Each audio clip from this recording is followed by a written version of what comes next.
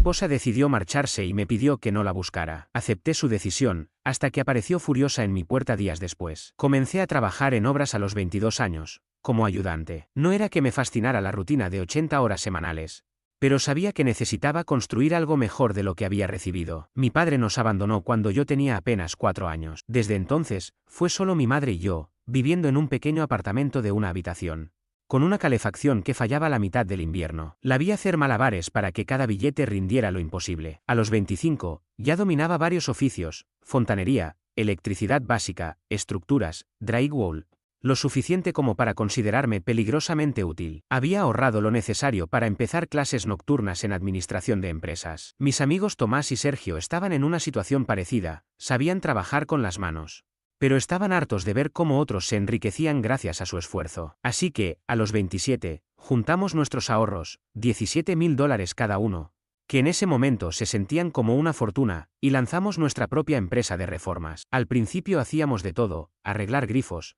tapar agujeros en paredes, construir terrazas, cualquier encargo que nos permitiera pagar las cuentas. Nuestra oficina era mi cochera, 3 mesas plegables y una cafetera que dejaba de funcionar cada tercer día. Comíamos comida congelada. Trabajábamos jornadas interminables y nos movíamos como si nos fuera la vida en ello, porque, en verdad, así era. No teníamos red de apoyo, nadie con dinero que nos rescatara. Éramos 3 tipos con manos ásperas y muchos sueños. Nuestro primer gran impulso llegó a los 8 meses, cuando conseguimos un trabajo subvalorado para renovar una cocina. El cliente era un abogado, el señor Esteban Montero, egresado de Harvard. Inteligente, directo, pero relajado. Le gustó nuestro trabajo, aunque nos advirtió: los contratos que usan son un desastre, una demanda y quedan en la calle. Le ofrecí reformar su baño a cambio de asesoría legal. Rechazó la remodelación, pero se ofreció a ayudarnos con los documentos por una tarifa razonable. Ese fue el inicio de una amistad sólida y del marco legal que terminaría salvándonos en el futuro. En el segundo año, Esteban nos ayudó a constituir legalmente la empresa, a crear cláusulas de responsabilidad civil, y redactar contratos que nos protegieran. Gracias a una recomendación suya, logramos firmar con una empresa inmobiliaria de tamaño medio que buscaba contratistas confiables. Ahí todo empezó a despegar. 5 años después, aquella pequeña empresa era otra historia: 32 empleados, 3 supervisores de obra, una oficina real en el centro, y ganancias anuales de 7 cifras. Mi historia con Sofía comenzó mucho antes de ese éxito. La conocí hace 7 años en un evento benéfico, cuando mi negocio todavía estaba peleando por sobrevivir. Ella trabajaba en relaciones públicas para una startup tecnológica. Tenía una presencia impresionante, segura, elegante, atractiva, siempre bien vestida, y con esa capacidad de hacer sentir cómodos a todos a su alrededor. 6 meses después, vivíamos juntos. Al año, nos casamos. La ceremonia fue sencilla, con unos 60 invitados. Los primeros años fueron buenos. Ambos trabajábamos mucho, nos apoyábamos, compramos una casa a mi nombre antes del matrimonio, por suerte. Mientras yo expandía la empresa, ella escalaba en su carrera. Viajamos, disfrutamos de buenos momentos, rodeados de amigos y con la sensación de estar construyendo algo genuino. Pero todo cambió cuando la empresa firmó un contrato de $12 millones. En un instante, mis ingresos se triplicaron. Y aunque al principio las diferencias eran sutiles,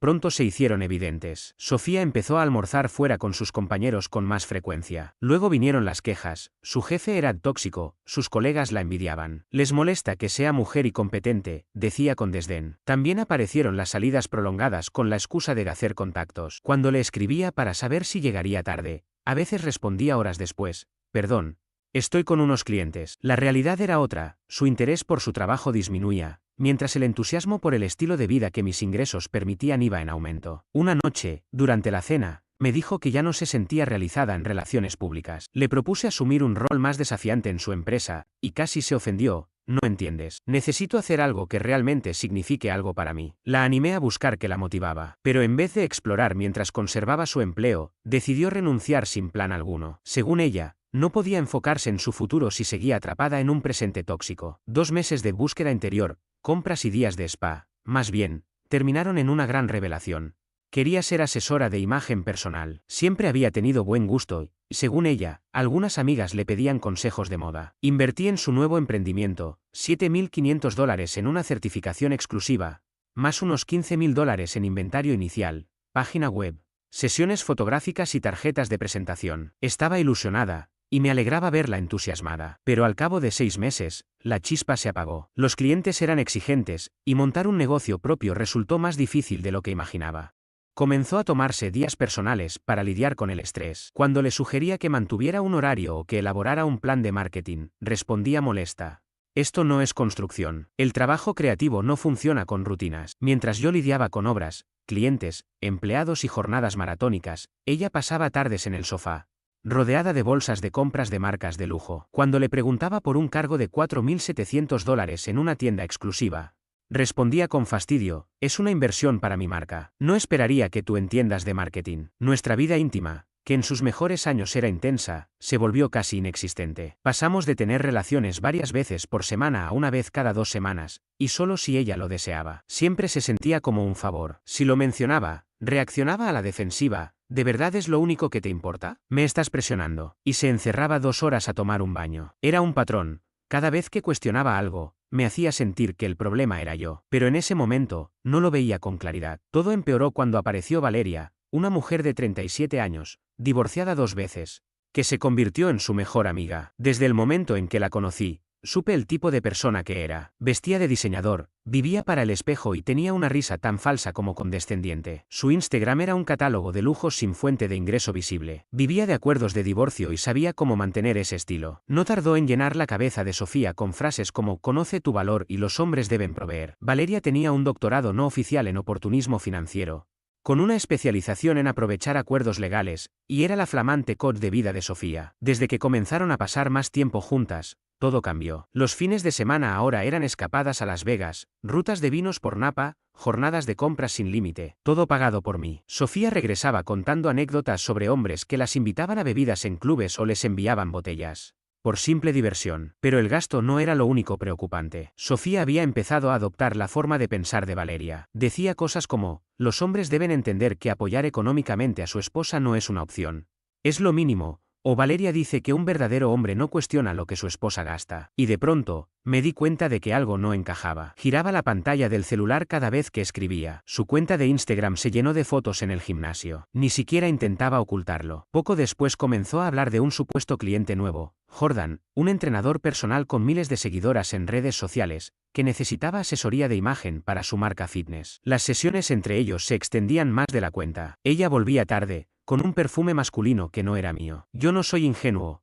pero tampoco lanzo acusaciones sin pruebas. Aún así, algo me decía que debía estar atento. Con el trabajo a cuestas, traté de no perder la cabeza, pero Tomás, mi socio, notó el cambio. ¿Estás bien? Últimamente estás en otra, me dijo después de que cometí errores en unos planos. Intenté restarle importancia, pero él insistió. Me advirtió que su primo había perdido la mitad de su empresa por culpa de una ex que solo aportaba exigencias y problemas. Fue entonces cuando decidí empezar a tomar nota de todo: fechas, gastos, comportamientos. Algo me decía que se venía una tormenta. Y no me equivoqué. Durante los siguientes 3 meses, Sofía estaba físicamente en casa, pero mentalmente ausente. Vivía pegada al teléfono, ignorándome, tomando decisiones sin consultarme. No teníamos intimidad desde hacía más de 2 meses, siempre con excusas: cansancio, estrés, compromisos. Una noche intenté acercarme y se rió: ni lo sueñes, tengo una reunión temprano. Luego se quedó despierta hasta la madrugada viendo series. Comenzó a criticar mi ropa, mis amistades, mis decisiones. Deberías dejar que yo te asesore. Esos jeans ya no van, soltaba con desdén. Y mientras tanto, gastaba miles en su negocio. Una tarde, mientras revisaba presupuestos de obra, me dijo: si tuvieras más visión empresarial,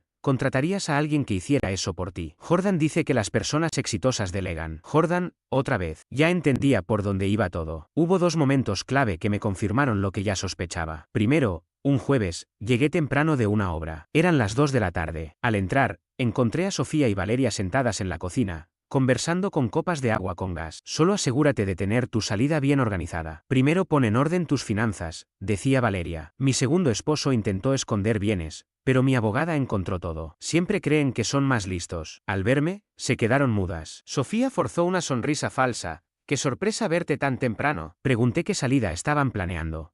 Y Valeria respondió que ayudaban a una amiga a salir de un matrimonio tóxico. No les creí ni por un segundo. Esa noche llamé a Esteban Montero, un viejo amigo que ahora se dedicaba a asuntos legales. Le conté todo lo que escuché. Respondió al primer timbrazo y no dudó. Ella planea irse y quedarse con lo máximo posible. Debemos adelantarnos, pero todo debe hacerse legalmente. A la mañana siguiente me reuní con él en su oficina, donde diseñamos un plan: documentar abandono emocional, financiero y físico, proteger bienes adquiridos antes del matrimonio y recopilar evidencia sin violar la ley. Durante 3 semanas, seguí sus instrucciones. Registré con precisión el valor de mi empresa, detallando cuánto había crecido gracias a mis inversiones previas al matrimonio y jornadas interminables. Esteban pidió al contador un informe completo con gráficas de crecimiento. Instalé cámaras en las áreas comunes, legalmente permitidas, y almacené todo en una nube segura. Hice un seguimiento diario de sus ausencias, los rechazos constantes a la intimidad, los días que no compartíamos nada, y el desinterés evidente. También recopilé recibos de sus gastos excesivos.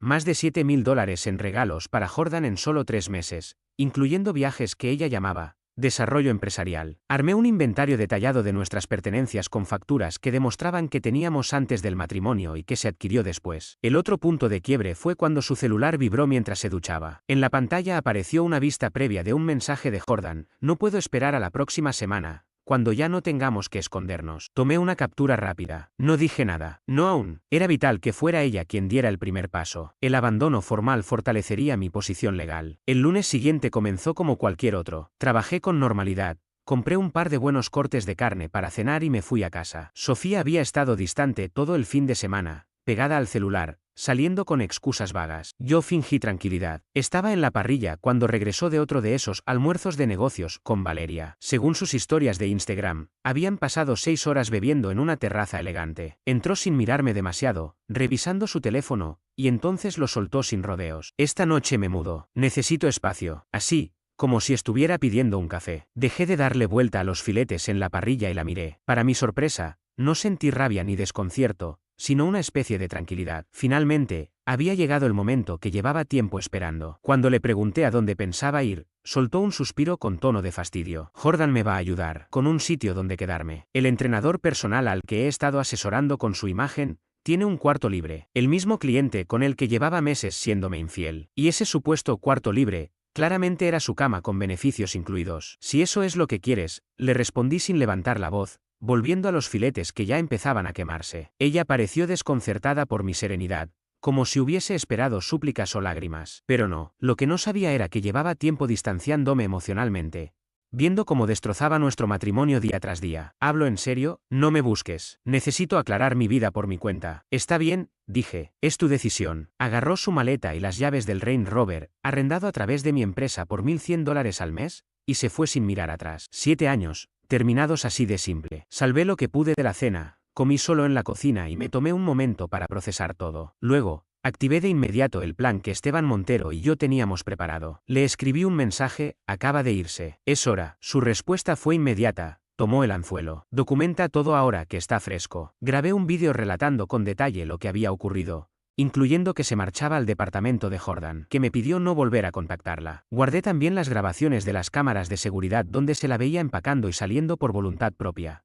Llamé al administrador del edificio para confirmar que su código de acceso había sido utilizado al salir, quedando constancia del abandono voluntario. A la mañana siguiente, Esteban llegó temprano con los papeles de divorcio listos. Los revisamos juntos y añadimos los detalles más recientes. Ese mismo día los presentamos formalmente. Con la demanda ya presentada, era momento de ejecutar la parte financiera del plan. Empecé por cancelar su tarjeta MX Platinum adicional, la misma que había excedido 3 veces ese año en compras de lujo y cenas de trabajo. Una llamada al concierge y en 5 minutos estaba desactivada. Luego, la Visa Black. Lo mismo, fuera. Eliminé también la transferencia automática de $4.000 mensuales desde la cuenta de mi empresa hacia la suya. Era el dinero que usaba para sus cuidados personales, ya que su negocio de estilista apenas le alcanzaba para el café. Clic cancelado. Nuestro plan de telefonía estaba a mi nombre. Ella, su madre y yo. No los quité del plan, pero desactivé el roaming internacional y los servicios premium. Sofía solía presumir desde los salones VIP en París o Milán, viajes que según ella eran inspiracionales,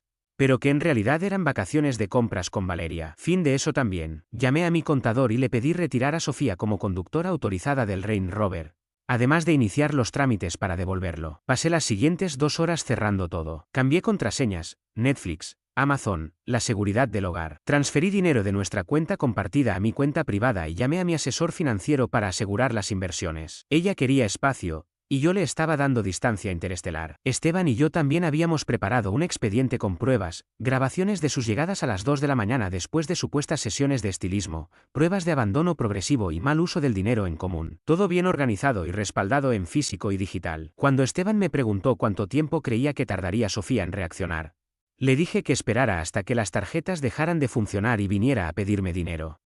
Y así fue. Esa misma tarde reuní al equipo de trabajo. No di muchos detalles personales.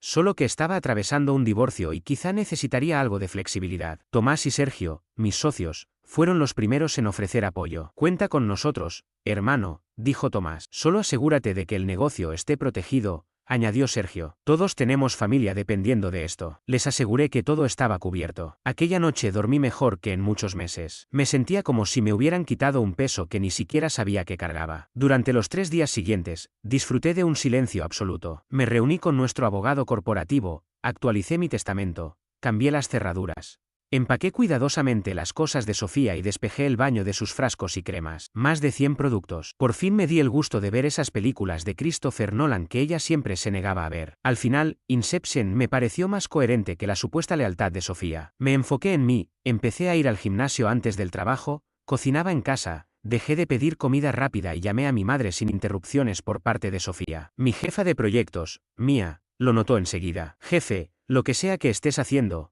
te sienta increíble. Entonces llegó el jueves por la noche. Acababa de terminar una llamada con un cliente sobre la remodelación de su cocina.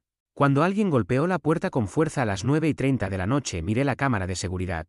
Era Sofía. El cabello recogido de forma descuidada y sin el Range Rover. El karma había llegado más rápido que un envío express. Abrí, pero sin permitirle entrar. Esteban tenía a un notificador legal esperando en la calle. Apenas me vio, soltó sin saludo. La tarjeta fue rechazada. La AMX. Estaba con Jordan y unos clientes. Fue humillante. Le respondí tranquilo. Todas las tarjetas y transferencias habían sido canceladas. ¿Qué? ¿Por qué hiciste eso? No puedes cortarme así. Ese dinero también es mío. Le recordé que había decidido irse, que ya no era parte de este hogar y, por tanto, no tenía acceso a los gastos. Empezó a fingir llanto. No puedes hacerme esto. Estamos casados. La mitad es mía. Mi abogado te va a destruir. Le envié un mensaje al notificador. Está aquí. Cuando le mencioné que había presentado la demanda de divorcio, su rostro cambió de furia a pánico. ¿Qué? No puedes hacer eso. Solo necesitaba tiempo para pensar. Intentó justificarse, negando lo de Sergio, diciendo que solo quería un respiro. La interrumpí, saqué el móvil y reproduje una grabación legal donde ella admitía que se iba a vivir con Sergio y que no quería contacto. Luego le mostré el expediente de abandono y el registro del deterioro de nuestra relación. Todo documentado. Antes de que dijera más, el notificador se acercó y le entregó los papeles del divorcio. Ahí entendió que ya no estaba en control. Te vas a arrepentir, dijo, dejando atrás el drama y mostrando una expresión fría. Me lo debes todo. Sin mis contactos, seguirías trabajando en un garaje. Desde la cámara vi cómo perdió los estribos, pateó una maceta. Se lastimó el pie y rompió los papeles del divorcio para leerlos desesperadamente. Al final, llegó un Uber. Se fue cojeando, insultando. Digna de un premio de actuación. Si existiera un premio al mejor berrinche por una tarjeta rechazada, Sofía se lo habría ganado sin competencia. Mientras me servía un trago, le envié un mensaje a Esteban Montero. Papeles entregados. Colapso consumado. Su respuesta fue perfecta. Ahora esperamos el contraataque. Y no estaba equivocado. La semana siguiente fue un desfile de caos. Las llamadas a mi oficina comenzaron de inmediato. Mi jefa de proyecto, Mía, atendió 6 solo el lunes. Todas de parte de Sofía, exigiendo hablar conmigo por un supuesto asunto financiero urgente, aunque después cambió la historia a una emergencia familiar. Jefe, tu esposa sigue llamando, me dijo Mía, incómoda. Dijo algo de que su madre está hospitalizada, pero cuando le ofrecí tomar un mensaje, colgó. Le agradecí y le pedí que bloquease su número de la línea de la oficina. Le aclaré, ya no es mi esposa, y su madre está perfectamente. Luego llegaron los mensajeros no solicitados. Amigos en común empezaron a enviarme mensajes con frases como, Sofía no está bien, o, fue muy cruel que presentaras el divorcio tan rápido. Mi respuesta fue directa, Sofía abandonó nuestro matrimonio para irse a vivir con otro hombre. La mayoría se echó atrás. Nuestro grupo social se dividió casi de inmediato. Los amigos reales, como mi compañero de toda la vida, Ryan, se mantuvieron firmes. Siempre sentí algo raro en ella, me dijo durante un almuerzo. Demasiado perfecta, como si estuviera actuando. Otros se pusieron del lado de Sofía, incluyendo parejas con las que habíamos viajado. Uno en particular, Trevor, tuvo el descaro de sermonearme sobre cómo salvar el matrimonio. Irónico, considerando que le había sido infiel a su novia al menos 2 veces que yo supiera. Entonces empezó la campaña en redes sociales. Sofía actualizó su biografía en Instagram sanando del trauma, y comenzó a publicar frases sobre abuso financiero y hombres controladores. Muy sutil. Nada dice sanación como destrozar a tu ex públicamente mientras convives con tu entrenador personal. El colmo fue cuando lanzó una campaña en GoFundMe titulada Escapando del abuso financiero. Con una meta de $50,000. Recaudó $237 antes de que Esteban Montero enviara una carta de cese y desista. Acompañada de pruebas, su salida voluntaria y sus gastos personales excesivos. Pero el verdadero desafío vino con Valeria, la mejor amiga de Sofía y su autoproclamada entrenadora de divorcio. Una noche de martes, me llamó desde un número oculto, chillando. ¿Qué te pasa? ¿Presentar el divorcio sin siquiera hablarlo con Sofía? ¿Cortarle los fondos? Ella ayudó a levantar ese negocio. Nadie respeta a un hombre que abandona a su esposa. Le respondí con calma, se fue por voluntad propia. Me pidió que no la contactara. Y no. Ella no construyó nada conmigo. Mientras yo fundaba una empresa de construcción, ella vestía a esposas de millonarios. La conversación se deterioró rápidamente. Valeria amenazó con su abogado estrella, Bradley. Cuando mencioné a mi equipo legal y la evidente aventura de Sofía con Jordan, hizo silencio. Al parecer, no sabía de él. Jordan solo la está ayudando en un momento difícil, intentó corregirse. Es un caballero, algo que tú claramente no eres. Cuando exigió que le devolviera las cosas de Sofía, le aclaré que ya estaban empacadas y que podía recogerlas con cita previa.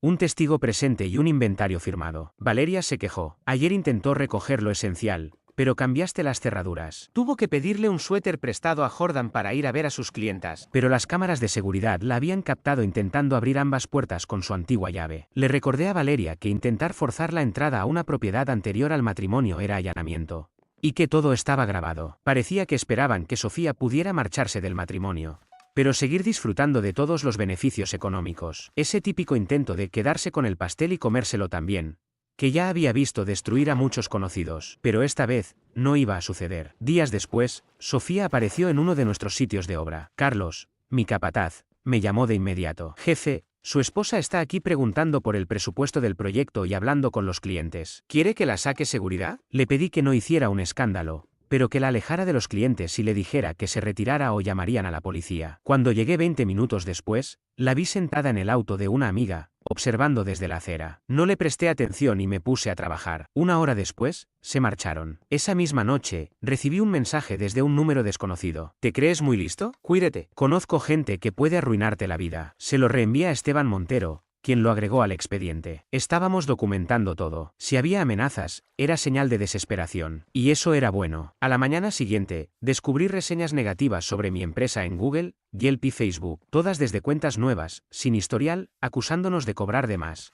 usar materiales deficientes y acosar a clientas. Esteban las eliminó en menos de 24 horas tras presentar evidencia de acoso dirigido. También presentamos un informe policial por amenazas y difamación. La semana siguiente se superó a sí misma. La madre de Sofía apareció en mi oficina, llorando y suplicando que arreglara las cosas con su hija. Está destrozada, me dijo, secándose los ojos. Cometió un error y tú la estás castigando por eso. Siempre había respetado a su madre, pero no iba a dejarme manipular. Le respondí con tranquilidad. Sofía se fue a vivir con otro hombre. Me pidió que no la contactara. Eso no es un error, es una decisión. Estaba confundida. Tú trabajas tanto que se sintió sola, insistió, ignorando por completo la situación con Jordan. Le recordé, también con calma, que Sofía tenía acceso a tarjetas conjuntas con límite de $50,000, una asignación mensual de $4,000 y un SUV de lujo. Y decidió dejar todo eso por un entrenador con un estudio de una sola habitación. Eso no es confusión. Es un plan que salió mal. Se fue sin decir nada más. La vi genuinamente convencida del cuento de Sofía. Pero yo no pensaba dejarme manipular, ni siquiera por una suegra llorando. Los meses siguientes parecían sacados de un drama legal. Sofía me envió una solicitud por Venmo pidiendo $2,000 por una de emergencia. La rechacé con una nota: tú pediste no tener contacto. Luego llegó una carta formal de Bradley, su abogado, exigiendo $12,000 mensuales en concepto de pensión temporal, además del uso continuo del Range Rover. Negaban toda infidelidad y aseguraban que Sofía se había marchado por mi conducta emocionalmente negligente y controladora. Esteban soltó una carcajada al leerla. Están tanteando. No tienen nada. Respondió con una oferta legalmente sólida, pero clara.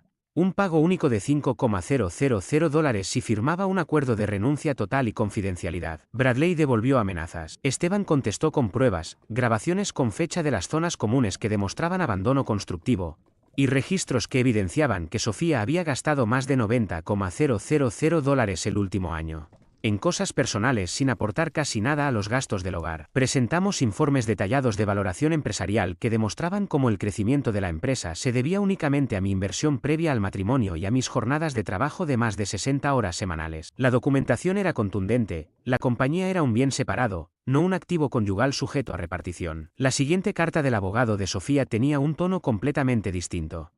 De nos veremos en los tribunales pasaron a mostrarse dispuestos a negociar y resolver todo de forma amistosa. Increíble cómo una amenaza de destrucción en juicio puede transformarse en súplica por cordura cuando aparecen pruebas sólidas. Mientras tanto, yo seguía reconstruyendo mi vida. Empecé a entrenar 6 veces por semana, retomé amistades que Sofía había intentado alejar de mí y me enfoqué de lleno en proyectos laborales que tenía estancados. Mi empresa consiguió 2 contratos importantes, en parte porque, por primera vez en años, tenía toda mi atención. Incluso inicié un proyecto paralelo, restaurar un Dodge clásico que había comprado por poco dinero. Era algo que siempre había querido hacer, pero que Sofía despreciaba, diciendo que era una pérdida de tiempo y que estorbaba en el garaje. Ahora el tiempo me pertenecía. Mis socios lo notaron enseguida. Estás arrasando últimamente, dijo Tomás después de que cerramos un proyecto comercial de 2,5 millones. El divorcio te sienta bien. Sofía, por fin, programó una visita para recoger sus cosas. Trajo con ella a Jordan, un tipo alto, bien parecido en ese estilo genérico de entrenador fitness de Instagram.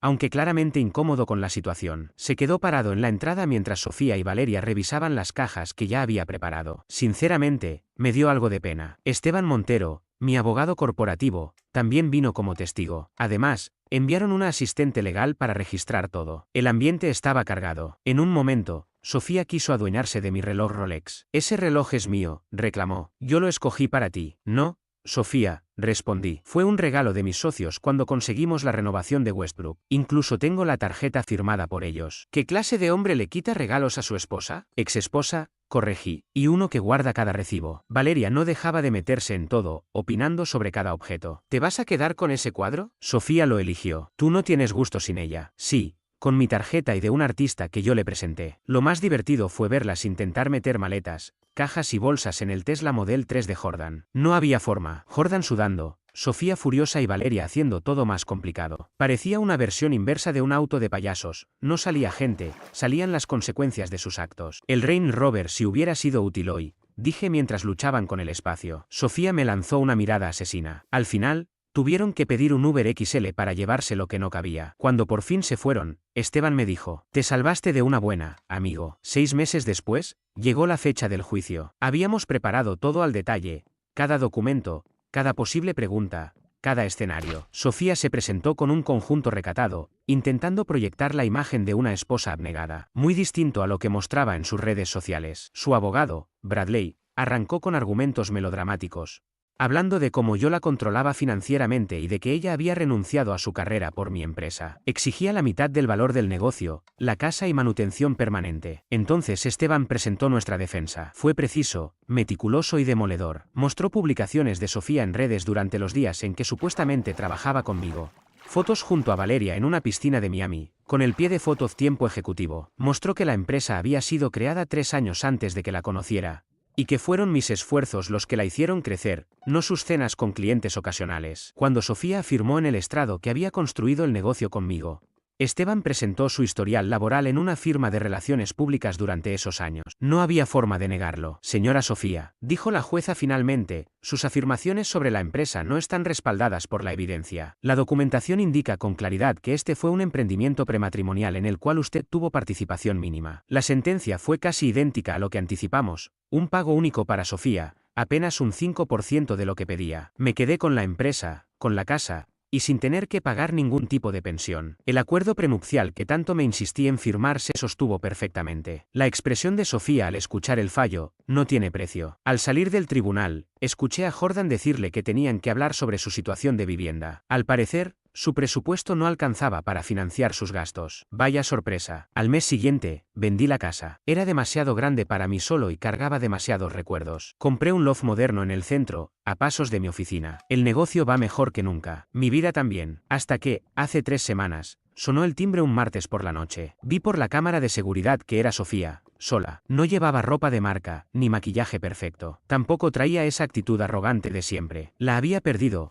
junto con todo lo demás. Abrí la puerta, pero me mantuve en el marco. ¿Qué quieres, Sofía? Necesito ayuda, dijo, apenas en un susurro. Jordan y yo terminamos. Me estaba usando. Me está alojando una amiga, pero quiere que me vaya la próxima semana. No puedo pagar un lugar sola. Me quedé sin dinero. Lo gasté todo en inversiones que Valeria me recomendó, en compras, en mantener un estilo de vida que ya no puedo sostener. Valeria ni siquiera me contesta. Mis padres no quieren saber nada. No tengo a dónde ir. Y ahí vino el intento de reconquista. Cometí un error. Lo veo ahora. Podríamos intentarlo de nuevo. Sé lo que perdí. Casi me río. No va a pasar, le respondí con calma. ¿Entonces podrías prestarme algo de dinero? Solo hasta que me estabilice. Tengo una entrevista en Nordstrom la próxima semana. La miré. Esa era la mujer que juró que yo me arrepentiría de dejarla, que quiso quedarse con la mitad de mi empresa, que me engañó y me mintió. Ahora me pedía un favor. Tú querías libertad e independencia, le dije. Ahora las tienes. Suerte en la entrevista. Cerré la puerta. ¿De verdad vas a dejarme sin nada?, dijo desde el otro lado. Volví a abrir, apenas un poco. No, Sofía, tú sola te quedaste sin nada. Yo solo estoy respetando tu decisión. Y cerré la puerta para siempre. A veces me detengo a pensar en todo lo que invertí en esa relación. Los años compartidos, los momentos buenos que ahora se sienten tan lejanos. Las señales que pasé por alto creyendo que el compromiso bastaba. Me tomó tiempo entender que no se puede construir algo sólido cuando solo una persona sostiene el peso de todo. Pero el verdadero aprendizaje vino después. Comprendí que no siempre se trata de pelear o ganar, sino de soltar con dignidad. Poner límites, reconstruirte desde cero y no permitir que quienes te fallaron vuelvan a tener poder sobre tu vida. Ella eligió su camino. Yo, el mío, y aunque sus decisiones la llevaron a tocar fondo, ya no es mi responsabilidad rescatarla. Lo único que puedo hacer es seguir avanzando, sin mirar atrás, sabiendo que me mantuve firme cuando más importaba. La vida, al final, se encarga de acomodar todo. Y desde donde estoy ahora, puedo decir que no me equivoqué al cerrar esa puerta. Gracias por leer. Si estás en medio de una situación difícil, no olvides esto: quien te valora no te pone en esa posición. Y si lo hacen, tienes todo el derecho de alejarte y proteger tu paz. Sigue adelante. Lo mejor viene cuando dejas espacio para ello.